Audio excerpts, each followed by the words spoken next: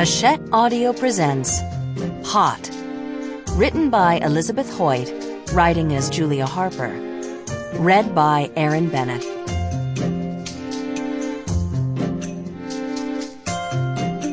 Dedication.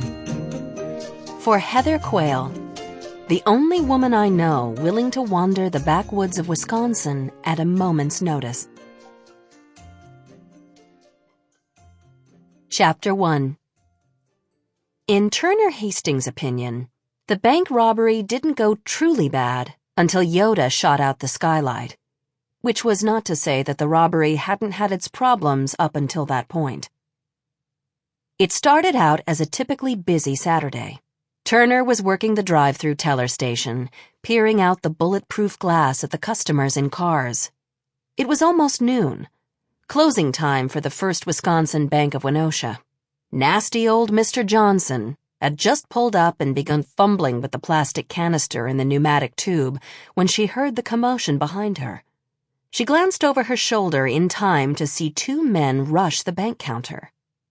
One was tall and spindly in that way some guys are, the kind of skinny where you can't help but wonder what exactly is holding up their jeans because they have no rear end to speak of. He was wearing a black M&M t-shirt and a Yoda mask, and clutching a sawed-off shotgun in an uncertain way, as if he'd never held one before. The second man was short and hairy. He had the thick black stuff growing on his arms, the backs of his hands, his fingers, and, of course, his chest. Unfortunately, he'd chosen to wear a yellow mesh tank, which only served to highlight all that abundance of fur. Perhaps he'd wanted to coordinate with the cheery yellow of his SpongeBob SquarePants mask. He held his shotgun with a bit more knowledge than Yoda, but under the present circumstances, that wasn't nearly as reassuring as it should have been. "This is a floor!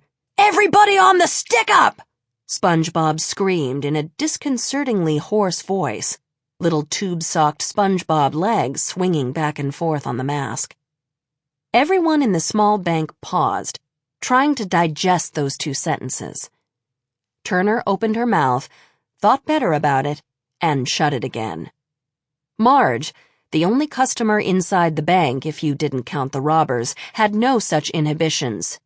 "This is a stick-up! Everybody on the floor!" And you really couldn't fault her, because she was right.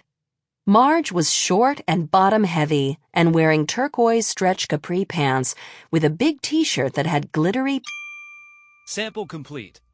Ready to continue?